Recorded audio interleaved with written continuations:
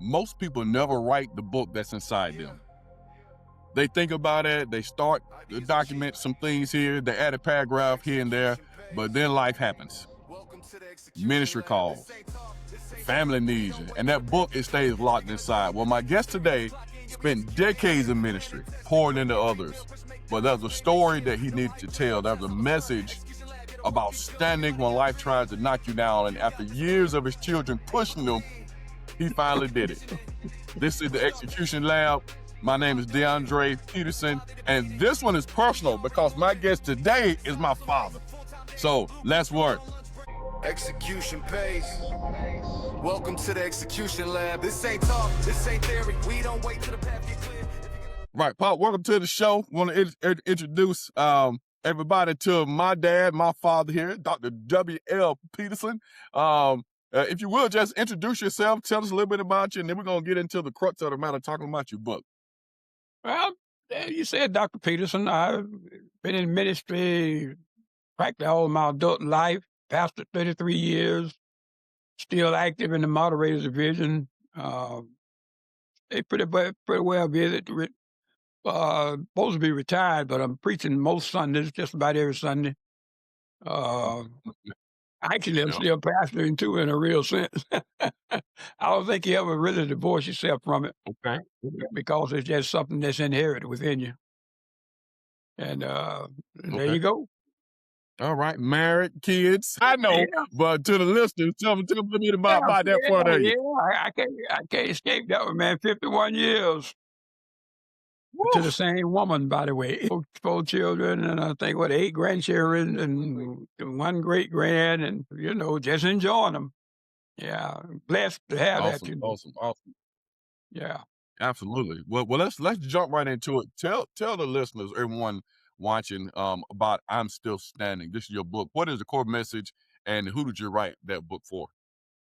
Well, I think it had to do with circumstances, and I look back dealing with ministry as long as I have, and then going through as much as I have in life, and all of a sudden, and of course, as you said in the opening, I was encouraged and sort of pushed by my children, and I realized that in spite of all I went through, that I was still standing.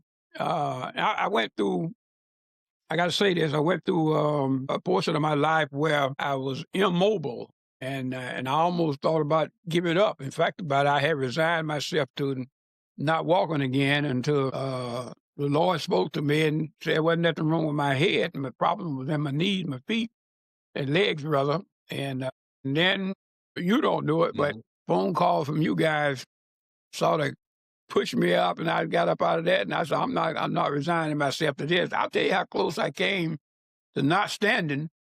I was on the verge of buying a wheelchair. I had everything else but the wheelchair. But then I caught myself and said, I'm not going there, because if I get in it, I won't ever get out of it. And I realized over my life that in spite of what I've been going through with, I'm still standing. I got to say this before you move on. You and I are talking, because we talk a lot. And one of the things that sort of triggered me to consider writing this book is that, and I think we had a conversation about some things that happened to me that was unfortunate, excuse me.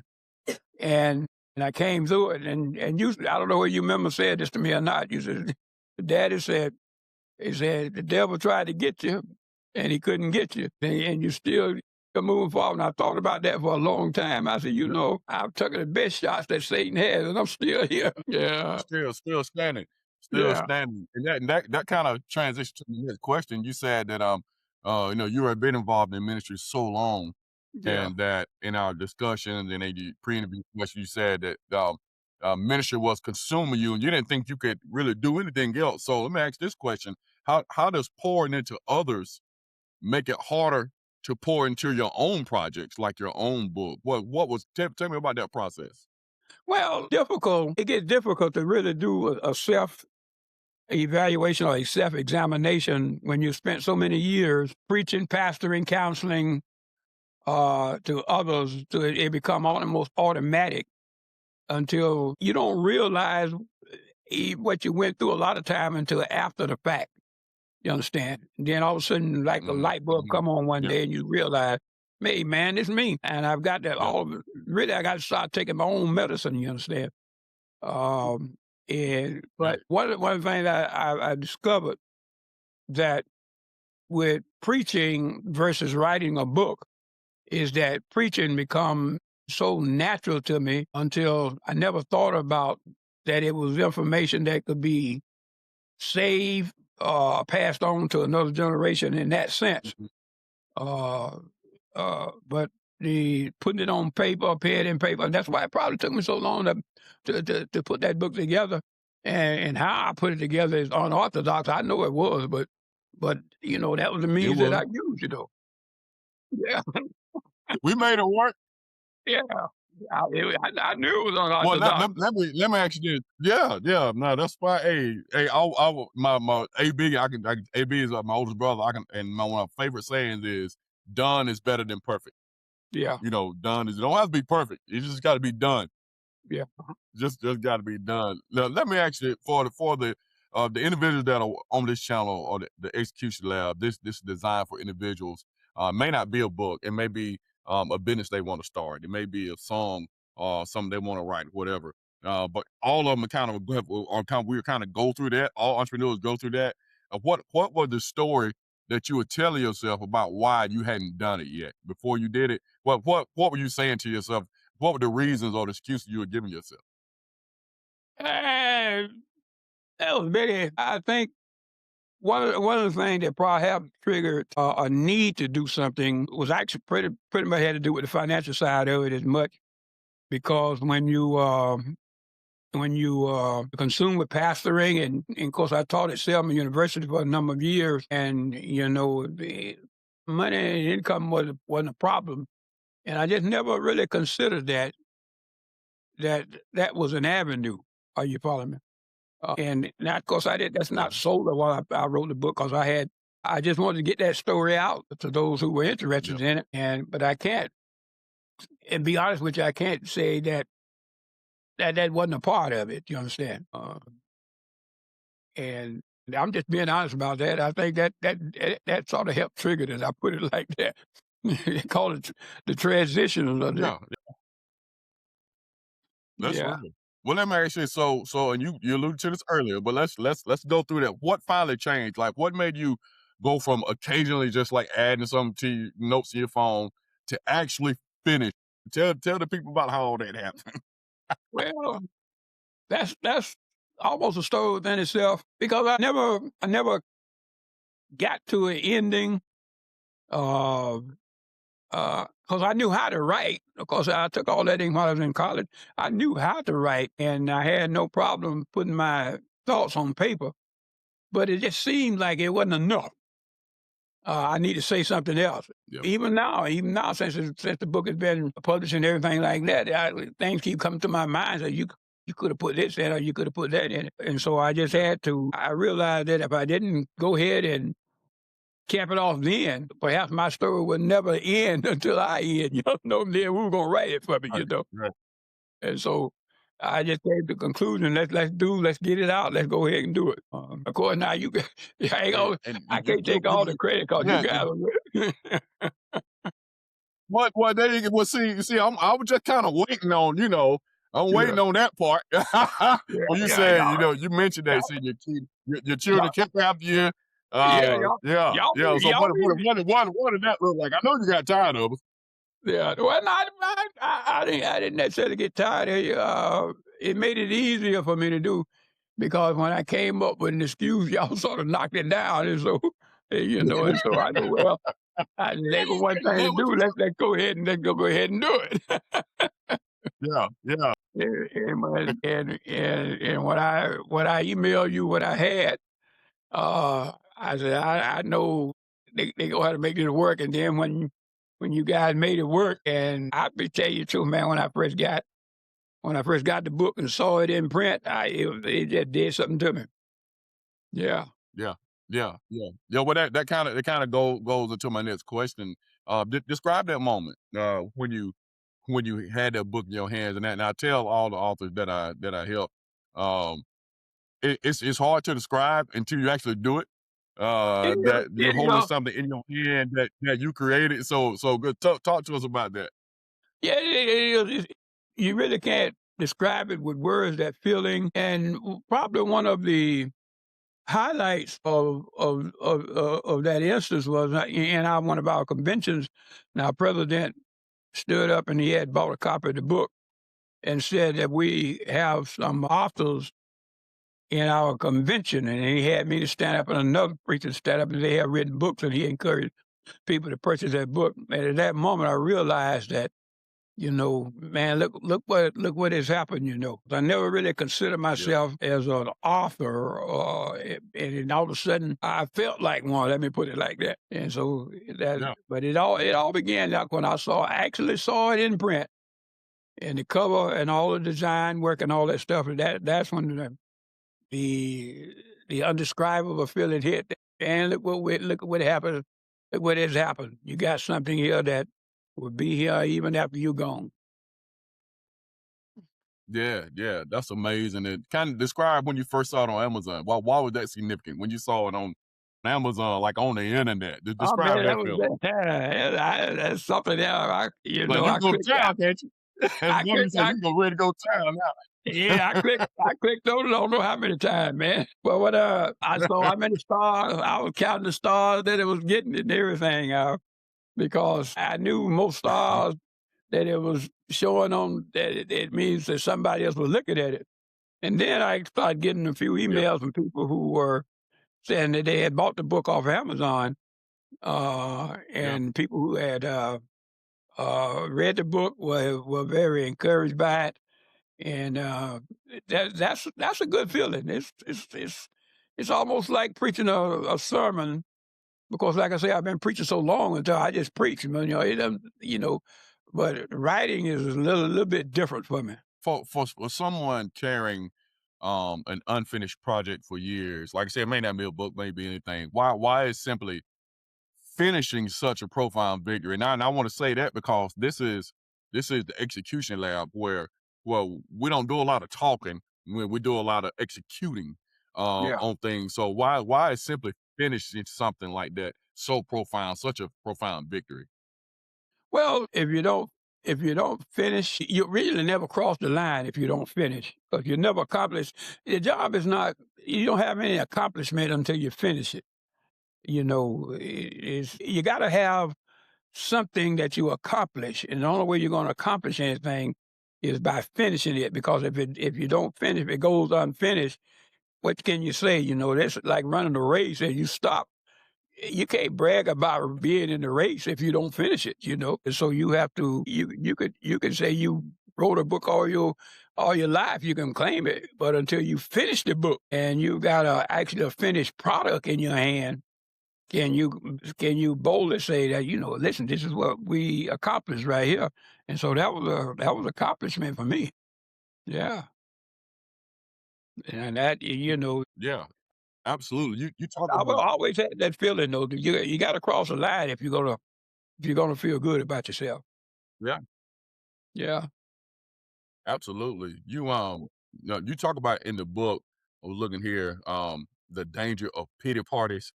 You Yeah. talk about the reality that small victories don't mean that the battle is over, and the importance of staying grounded in God through it all. Talk about Yeah. that. Like what kept you grounded? In the book, you talk about a lot of challenges that you had, and I know it's your faith, but kind of talk about that just a little bit for us. Well, I think we start settling uh for small victories because when you go to settling for small victories, you pretty soon forget about the ultimate challenge that you're facing, and you start celebrating the things that are really insignificant. I think, of course, you got to be grounded in faith. You got to be rooted in that faith because that's what's keep you going. In that book, I talked Yeah, about in my struggles with the weight and everything, and that had a lot to do with what I was going through in life until I realized I had to just take charge of it. Uh, yeah, uh, and I give you one example. and anybody who reads that book will find it in the book that I was leaving Selma at night sometime during the master's class, and while I was a student there, and I would go by Church's Chicken, and and Hmm. uh, and I would ride around the parking lot, and the parking lot would be full. But instead of me going on coming home, I would ride around 3 times until somebody left, Yeah, and then yeah. and then I would claim a victory and say, "Well, the Lord opened the car space up for me to park. So I Look at reckon it's God. all right." And then, but here's the thing. Here's the thing. I would make sure I got rid of the evidence before I got home. I get rid of Yeah, the box yeah, and all that other stuff. yeah. And see, I was a loser with that. Nobody else was losing. That was me. Yeah, and Right, and right. even leaving the doctor's office is when I got up as a maid, and I would go by the hamburger place or something to eat, something I know I didn't have no business eating, and I would brag about the good report. But that's pseudo official. Let me put it like that. But you got to move away from that and look at the ultimate picture. Yeah. Yeah, so basically you take personal responsibility. One of my mentors, I never met him, I call him a mentor, Zig Ziglar said that you can't pay somebody to do push-ups for you. And No, basically what Zig was saying, anything that got to do with you and your body, it's up to you. it's up to And you. and and also you and your project. Yeah, you and your projects. I know we stayed on you about the book, but we couldn't write it for you. No, no. You had to write it yourself. So if Yeah. there's someone right now, just give us some wisdom, Pop. If there's someone right now that has a book or a project or anything they keep putting off, what would you tell them based on your experience? What's some wisdom that you would give them? First of all, I discovered this and I try to tell that people that there's a book within all of us. There's something within all of us that has a desire to get out, that that you need to be shared. Because I personally believe that God takes us through these things so that we may be a blessing to somebody else. Because other people are going through sometimes similar things that you're going through with, and to know that somebody else has made it through or got through situations like that, that would encourage them, and therefore I think you have did what the Lord asked you to do, but you can't. Maybe I can put it like this: in preaching, if you never preach to anyone, or you never go out and say, "How did anybody know you can preach?" You see what I'm saying? Mhm. You, if you're a preacher, you ought to be preaching, and you are displaying your preaching abilities of what God had called you to do, and it becomes an instrument of encouraging others. So that book within you is significant in the fact that it can be encouragement for somebody else. And so that ought to motivate an individual who says, I can't do it. If I can sit down and write, yeah, I think anybody could do it. Yeah, yeah, yeah. Write that book, start that business, make the call, set the meeting, do something. Yeah, yeah. But Do something. yeah, even in that, you need your good support group. I got to be honest, I had great support, man. I look back over it, and it wasn't for the kids, it wasn't for the children. Setting up those book signings and all of those things. I don't know. I might have been satisfied with just looking at the book and not pushing it. Otherwise, hopefully, I want to think that I would. But you guys made it easy, but because there's some things I just didn't know, and I don't care how smart you are. There are some things that you need some advice on. Let me put it like that. Yeah, Uh, yeah, and nothing wrong with asking for help. There's nothing wrong with accepting help where you need it. Amen. yeah, that's so the strong support system is vital. Yeah. Are you thinking about a sequel? And you got Oh, another book in you? yeah, I'm brainstorming, jotting down little notes and things because I mean, every time somebody asks me about the book, Okay, and man, I'm gonna pull this thing together, uh, because okay, I'm very interested in it. One of the things I learned in college how to brainstorm and make sure that I get off on the right track, and I may it may be in yeah, the same form that the yeah, principal is now. Hey, that's fine. That's fine. Well, let me ask you this: since I'm the only son that's interviewing you right now, I'm gonna take a moment of personal privilege and ask you, what is it like being interviewed by your favorite son? and everything you want to tell me about watching me and you build an execution lab. Well, I thought about this when you contacted me, and I said, I don't know what to call him. I don't know what to call him, Dr. Pete or Mr. Peterson or what. I can't. I don't feel right calling it that because that's my youngest son, first of all. Man, whatever. I'll say this to you, and I've told a lot of people because when I talk to you, is and I tell your mom all the time, it's almost like talking to myself. When I Yeah. see you and when I listen to you talk, it's almost as if I'm talking to myself a lot of times. And so that's all the children are special to me because I'm very proud of every one of them. Uh, but you and I probably talk more than any of the children do. And sometimes I think we are somewhat on the same level in the intellectual part of it, and put it like that. And Yeah. and that's where I'm at with that, you know.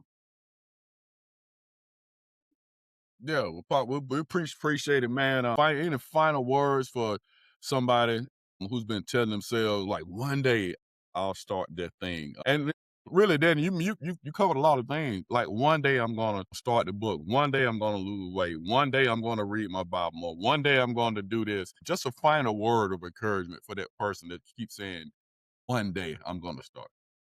Just do it. Just do it. Nobody can do it for you because one day you're gonna wake up.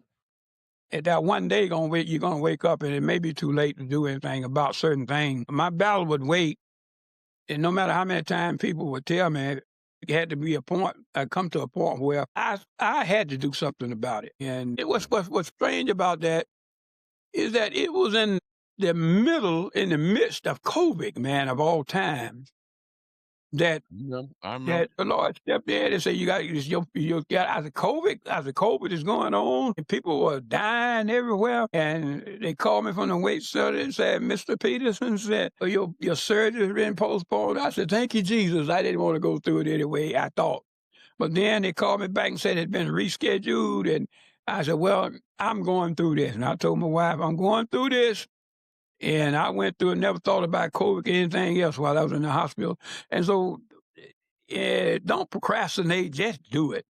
Just go on and do it. Yeah. And once you do it, you'll be glad you did, man. Get it behind you, move on to your next project or move on to your next stage in life. God got something good for you.